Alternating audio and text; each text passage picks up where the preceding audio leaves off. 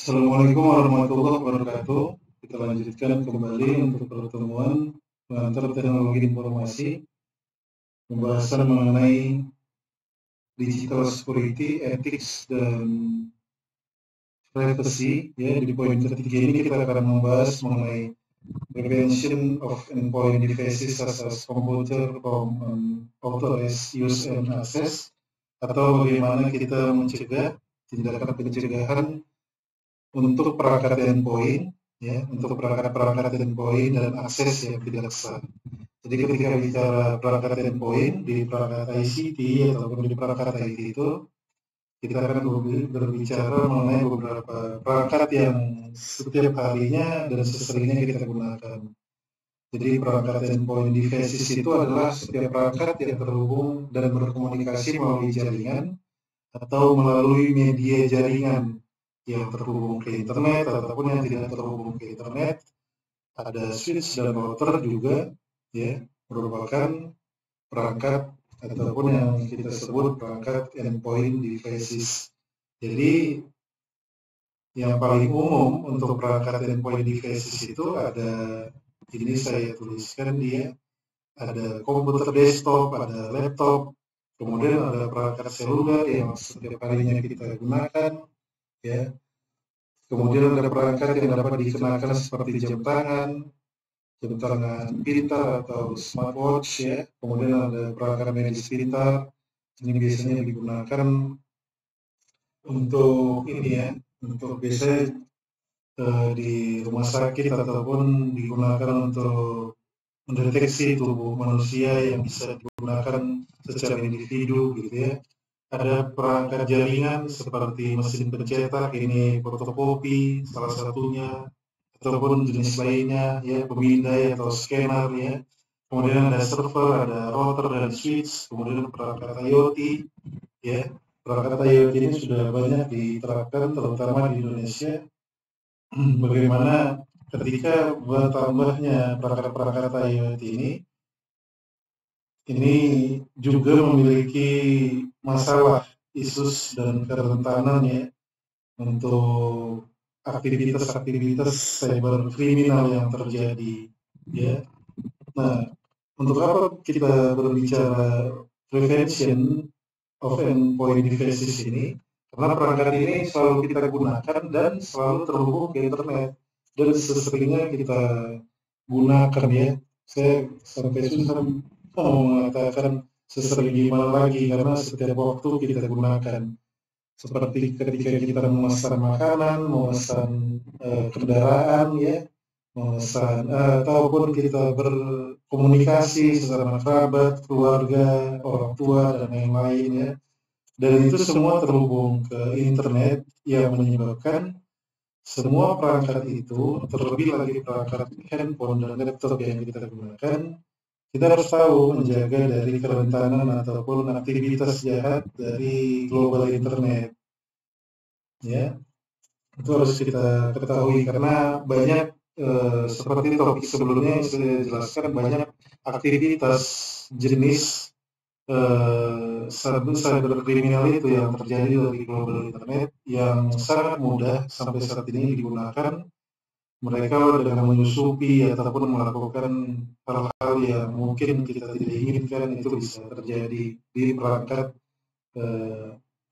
kita yang terhubung ke internet. Biasanya juga kerentanan yang ataupun yang menjadi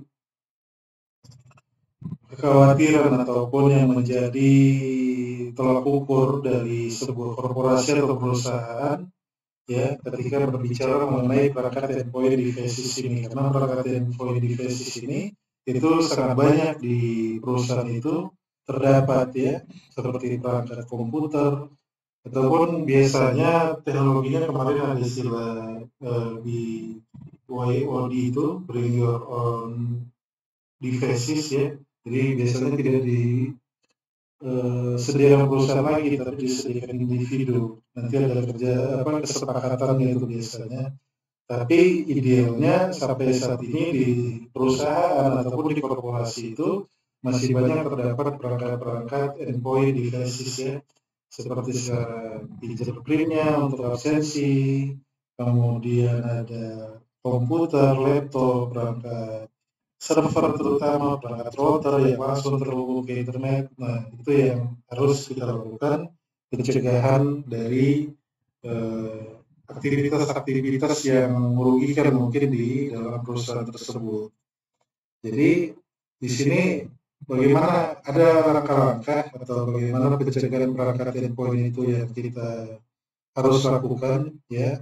Di sini ada 12 poin yang saya tuliskan bagaimana langkah yang dapat dilakukan untuk melindungi perangkat endpoint dari akses yang tidak sah ya. Ketika kita bicara tidak sah ini berarti bicaranya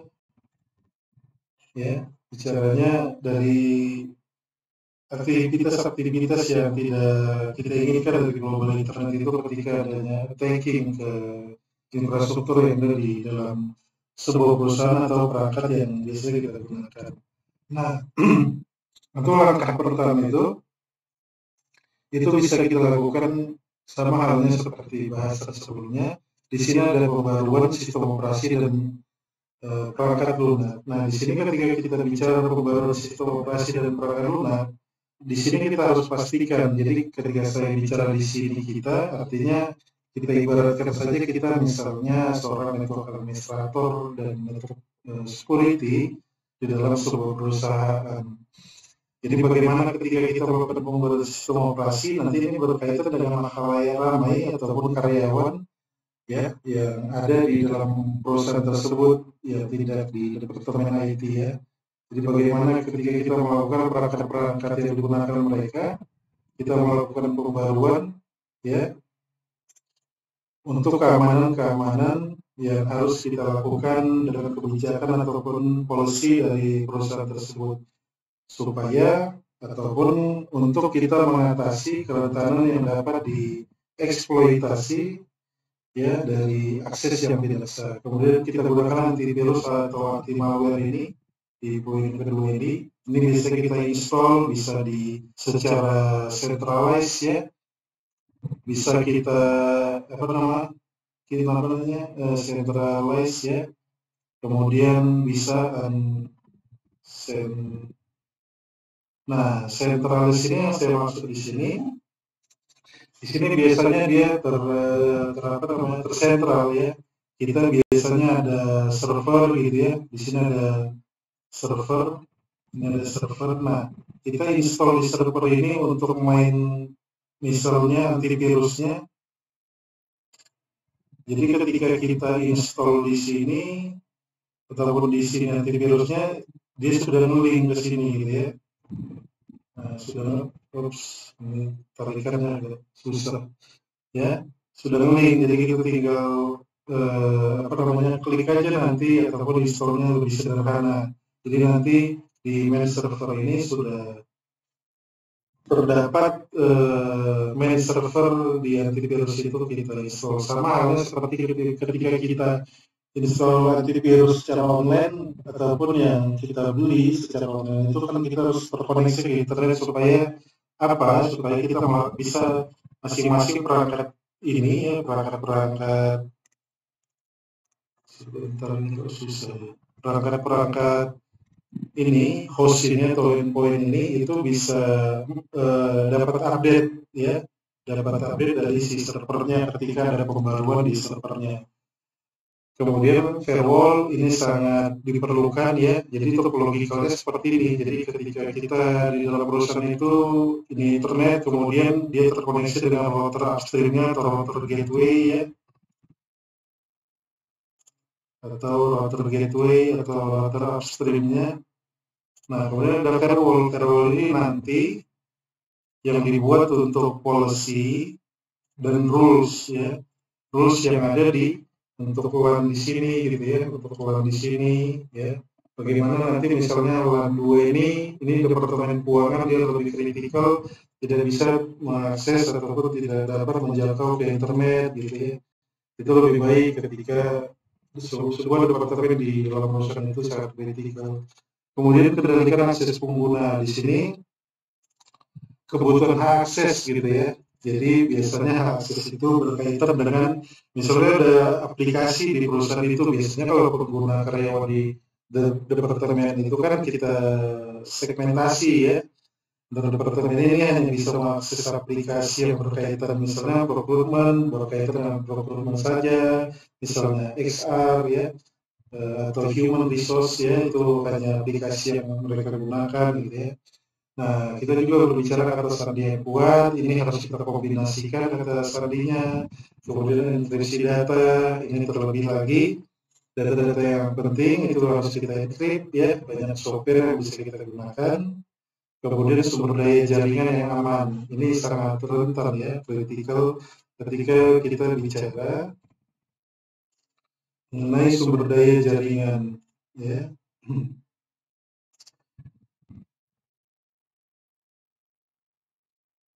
Jadi ketika bicara sumber daya jaringan ini, si network engineer itu harus memastikan, jadi jaringan yang terhubung itu, terutama ini ya, perangkat routernya ini yang terhubung ke internet itu harus aman gitu, dipastikan aman. Kita bisa membuat sistem monitoring ya, untuk traffic masuk keluarnya gitu ya, salah satunya. Kemudian pemantauan aktivitas jaringan, ini terutama berkaitan dengan monitoring tadi. Kemudian pembaruan aplikasi plugin ini ya. Jadi bicara plugin ini, sistem operasi itu ini berkaitan biasanya di software itu dengan third party ya, pihak ketiga. Nah itu kita biasanya harus mengetahui update-nya dari aplikasi tersebut ataupun aplikasi yang dibuat sendiri di dalam perusahaan tersebut. Jadi pembaruan yang ada untuk aplikasi tersebut harus diikuti ya, kita update untuk aplikasi tersebut ya. Kemudian penyadapan VPN ini yang harus dipertimbangkan biasanya untuk pengguna seperti kita. Biasanya kan kita ketika ada akses link yang tidak bisa kita akses, biasanya kita cari itu VPN yang ada di global internet, di internet gitu ya. Kemudian kita link ke VPN ini, itu berbahaya ya. Itu karena kita tidak ketahui apa yang ada di dalam. Ketika kita terkoneksi ke VPN tersebut, berarti perangkat kita itu terkoneksi dengan VPN ini. VPN ini kita tidak tahu siapa yang punya gitu ya. Bisa jadi di situ banyak virus, banyak malware ataupun yang lain-lain ya. Itu harus kita hindari dan tidak boleh kita gunakan VPN sembarang di internet itu. Kemudian ini ada bicara pengelolaan perangkat mobile. Nah, ya perangkat mobile ini artinya ya perangkat handphone yang kita gunakan. Ya, itu harus biasanya di sebuah perusahaan itu ada perusahaan yang menggunakan privilege tertentu ketika handphone itu apakah boleh terkoneksi internet atau tidak gitu. Ataupun ya handphone yang kita gunakan sendiri itu harus kita manage ya untuk aktivitas kita ke global internet. Kemudian pencadangan data ini sangat diperlukan dan sering diulang-ulang ya. Ini untuk backup ya, backup data ini harus kita lakukan terus-menerus. Jadi kita ada recovery namanya ya, recovery ketika file data kita itu kita bisa recovery gitu ya. Itu yang harus kita lakukan. Jadi di sini ada 12 poin langkah yang kita lakukan, yang bisa kita lakukan untuk melakukan atau melindungi ataupun prevention untuk perangkat endpoint devices kita. Ya, cukup sekian untuk penjelasan ataupun penjabaran mengenai prevention of endpoint devices ini. Ya, kita akan lanjutkan ke topik selanjutnya. Terima kasih. Assalamualaikum warahmatullahi wabarakatuh.